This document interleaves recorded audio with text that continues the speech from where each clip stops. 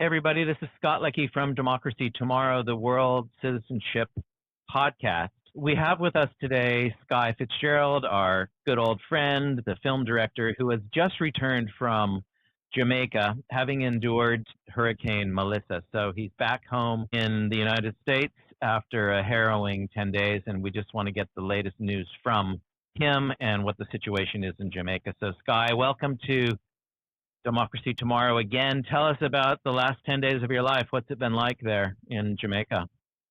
Yeah, thanks, Scott. Thanks for having me on. Melissa was a monster, is what it comes down to. You know, the warming waters of the Caribbean really created a hurricane of a magnitude that it's hard to imagine unless you've sort of seen it with your own eyes. I had a really interesting conversation with a woman on the outskirts of Black River, which, if you were following the trajectory of the hurricane, was where the eye made landfall. It's quite a wide swath, but she lives there on the beach with her family. And she said at one point there should be a category above Cat 5 because she had lived through a previous hurricane in Jamaica that was a Cat 3 or Cat 4. And she said the magnitude of difference between Melissa and what they'd seen in the past was almost hard to imagine. This particular family, this was their main residence, and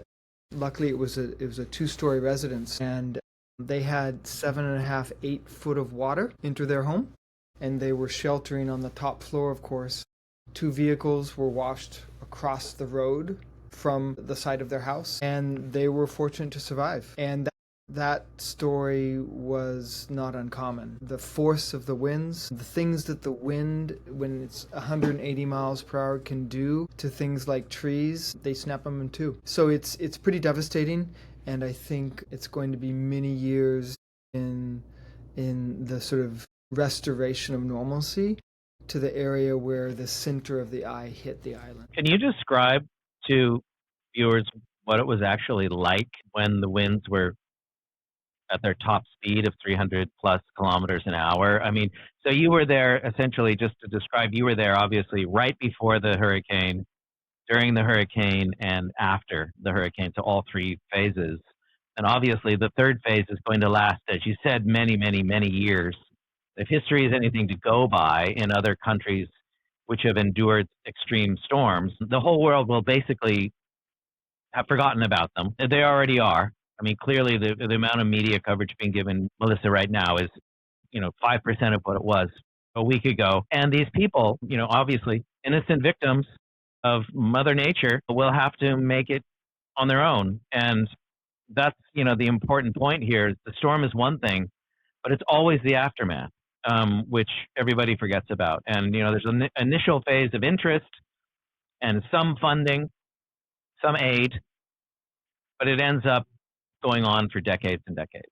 And so, but before we get into that, from an individual human perspective, what was it actually like? The tension of the buildup and the predictions, and then actually having to find a safe place to be. And what did you see? What did you Yeah, hear? well, in all transparency, fortunately, we weren't in the path of the eye of the hurricane. So we were on the periphery of the hurricane. So we didn't experience 180 mile per hour winds. So I don't know what that is like. I just saw the aftermath of that force. We were in an area. We were in Kingston, where at one point, the modeling was showing that the eye was actually going to hit Kingston, but it was such a slow moving storm that it continued to track westward at 1 to 2 miles per hour for a couple days, and that moved sort of the eye of the hurricane onto the western side of the island rather than the eastern side. So where we were, we experienced hurricane force winds, but they were more on the course of 70 to 80 mile per hour gusts rather than the 180 mile per hour winds, which are just, can cause complete structural failure. But the aftermath was something to bear witness to.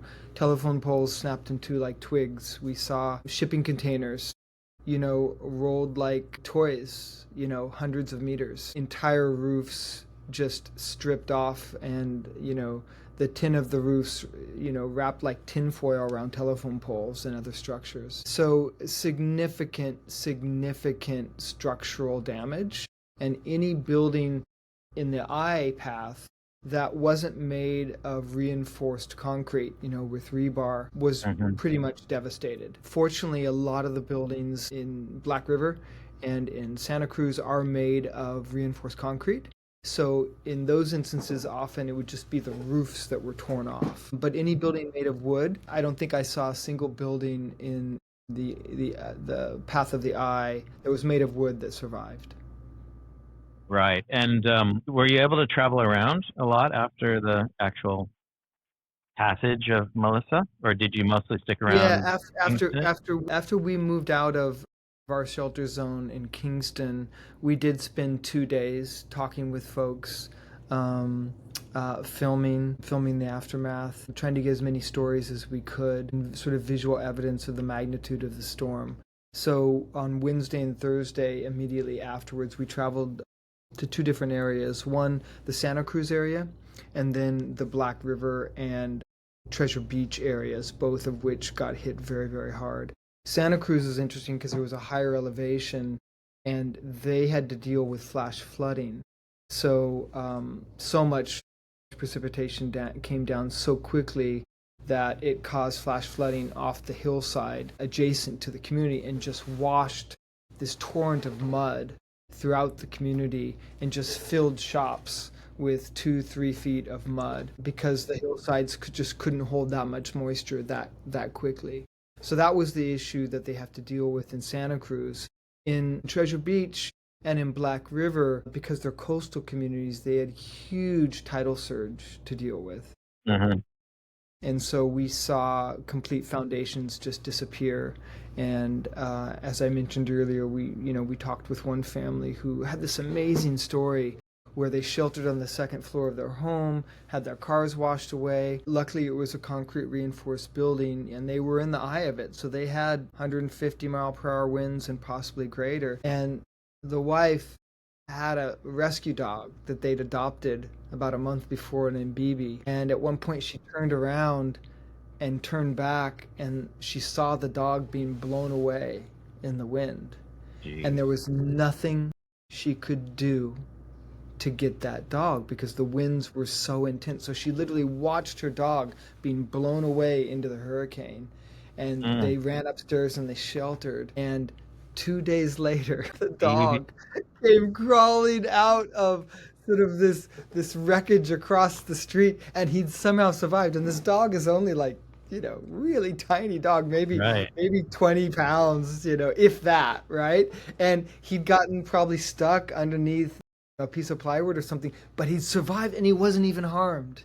It was such a Amazing. heartwarming story to see this family who, even though they had such devastation, they were so incredibly happy that they were okay, that their life and limb was okay, and that their rescue dog was okay. So we saw and witnessed really intense experiences of people who had made it through. Despite the property damage, they were smiling and they were simply happy to be alive. Well, so I mean, the images that we've seen in the news over the last few days are absolutely brutal. Yeah. And, more and more information is coming out, obviously, with each passing day as electricity starts slowly coming back and news crews are there. There were very few, if any, news crews there during the actual hurricane. I mean, a lot of it was just local stuff that was rebroadcast. And then, for instance, here in the BBC, the headlines of stories from a couple of days ago already: no help, no food, no water. Hurricane hit Jamaican towns desperately wait for aid. I mean, that seems to be the overarching story at the moment. Aid is coming late, and aid is coming too slowly, and aid is coming at too low a level. And then, of course, aid is just one thing, but reconstruction and rebuilding is a whole nother thing. And let us hope that the international community. Jamaica is not. Jamaica is a totally great country and an incredible history in so many different ways, and everybody knows about their cricket players and Bob Marley and Peter Tosh and all the reggae stars and everything else. Jerk chicken and you name it. But it's not a wealthy country, and as virtually all island nations, who tend to be at the brunt of storms and climate change and sea level rise and everything else. Almost like there's a curse against islands. Life is already hard when you have to be self sufficient as an island. It just gets that much harder after such a devastating storm like this. Did people talk very much about the cause of the storm and the link between climate change and this storm, or was that just a forgotten item? No, we had multiple conversations with Jamaicans who very much understood and expressed the link between a warming planet and the magnitude of Melissa. So I think that's very well understood, and the science is believed, which was really heartening to hear, given the amount of conspiracy theories and anti-science thinking that goes on in the U.S.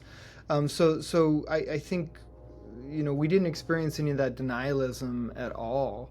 Hmm. One of the things that we were just devastated by as a film crew was, you know, given that we saw the devastation and we were there very quickly because we were, on the island during the hurricane, we were surprised by the initial lack of response by the United States government to respond with any resources of note. Because the reality is, in a disaster like this, what's really needed is robust, the robust machinery and tools of the state to assist with clearing debris, with rotary, with helicopters, with ships to get aid in because the road infrastructure is just devastated, right? We were there with the Jamaican military trying to clear the debris from the roads to get access so UNICEF could get in, so Hmm. other aid agencies could get in. But 180-mile-per-hour winds just cover the roads with groves of broken trees and downed telephone lines. And what we needed was large ships offering helicopters to do search and rescue, to bring in food aid to these communities that were only accessible by air and sea. And we did hear that maybe Rubio had sort of like discerned that the need was there and, assigned maybe one American ship, but that needed to happen right away. And that expression of soft power that is so easy for a government like the US to be of benefit on the world stage, that's what was needed in a moment like that. And I think it's still wanting, as far as I know, to this moment. So I think a warship has been perhaps deployed, but I'm not sure the extent of that commitment at this point. Well, there's certainly no shortage of U.S. warships in the Caribbean Sea at the moment. That's the I think irony, right? I don't Yeah. think there's ever been a higher concentration of U.S. military presence in those waters for at least a very long time. So it wasn't a question of proximity; it was a question of choice. Where do we go forward? Where does Jamaica go from here? Starting, and they're essentially starting from scratch in many respects. Certainly on the western and I guess northwestern parts of the country. Did you see anything that gave you a new perspective on a better way to do post disaster You know, reconstruction? I guess what I my I'm going to give you an oblique answer to that, Scott, because as you know, Jamaicans are tough, resilient folks. Like they're just tough. They're tough. Yeah. They're tough psychologically. They're tough physically, and we saw so many examples of that resilience Hmm. at play in the immediate aftermath of the hurricane. Like on the outskirts of Black River where we were on Thursday, the tidal surge had pushed enormous amounts of sand over the coastal road Hmm. that people were trying to transit to get from southern Black River into the town center to get help and food and water in and people out. So people were going bi-directionally, both directions. And there was this huge it was a sand dune basically. The tidal surge had pushed in, and so all the four-wheel drives were able to get over that. But there were so many locals and relatives of locals who were trying to go both directions to get help to their relatives, to go dig out their home, to bring them water. And when we arrived there Thursday afternoon, like suddenly three different two-wheel drive vehicles had just like buried themselves down in to the axle in the Mm. sand pit essentially with the tidal surge had created. And the scene was incredible. Like suddenly there was this huge snarl of traffic because the two-wheel drives couldn't get through, the four-wheel drives could get through, and then everyone just like everyone who was walking past, people in the four-wheel drives, just jumped out of their vehicles and just started pushing. Right, three Right. different vehicles stuck, and within about an hour or so, this cohort, this that just created itself around this problem had solved the problem, right? And cleared the vehicles. And no one knew anybody, but it is a problem that needed to be solved because people needed to get through this area. And that's just one example I could give you of dozens we saw in the area of greatest devastation. And so those moments give me hope. Those moments tell me that, not only the residents of the hardest hit areas, but of outlying areas of the diaspora are gonna make it okay, are gonna solve the problems of the area eventually because that's what they've always done, right? Could they use, help from abroad with all these resources that we have from other nations? Of course. But in the absence of that, regardless of what level that comes in, they're going to be okay. It's going to take longer, but they're tough and resilient, and they'll get it done. Well, let's hope they do because in all likelihood there's going to be more hurricanes and stronger hurricanes and more frequent hurricanes and less predictable hurricanes, and not to mention sea level rise and other very real, very proven, very scientifically known climate impacts on small island nations across the world, including Jamaica. And so, that's going to have to all figure in whatever plans they develop to uh, reconstruct the place. And hopefully, the lessons that have been learned elsewhere will be deployed there, and as I certainly hope they will. And that the people that were affected by this hurricane, for no fault of their own, are treated as they should be treated as fundamental equals, irreplaceable, invaluable fellow human beings, all endowed with the same rights and reason as everyone else on the planet. And whatever any of us can do to ensure a bright and prosperous future for those people is what we should do. And certainly we should not ever forget the impacts of this storm and all storms and all disasters on all people, because the post-disaster phase lasts hundreds of times longer than the actual pre-disaster, during disaster phases. And that's when things tend to be forgotten. I've met with people in post-earthquake constructed dwellings in the Dominican Republic, for instance, and the earthquake happened 40 years before. And they were not meant to be living in these dwellings for more than a month or two, but they still were. And I can repeat that story in countless countries following, the tsunami, the great, Boxing Day tsunami in the early 2000s, and others, the Great Hanshin earthquake in Kobe. The list goes on. People forget about disasters after they've occurred, and that's where the real suffering takes place, and the loss of life, and the reduced life expectancy, and in decades-long poverty and things of that nature. So let's try to turn this horrible event into something that can build a better and more prosperous and more equitable, less impoverished Jamaica in the decades to come. So, any final thoughts, Skye, before we close it up here today? Just touche, damn right, man. I mean, you said it better than I can. Well, thanks for being there when it happened and being able to get it on film and show, that we will eventually show the world how much damage actually took place there. And everybody, thoughts and prayers, as the Americans like to say, are not enough, not even close. What really matters is conscious policy decisions and the allocation of actual resources to places that need them in the shortest possible time frame. And hopefully governments across the world will act and bring Jamaica the aid it needs, and that the people of Jamaica can move forward in a positive way.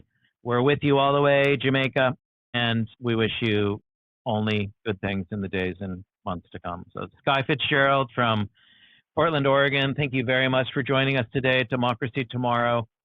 Please like and subscribe, and we'll be back soon with the next episode. Thank you for watching. All the best, everyone. Take care. Bye.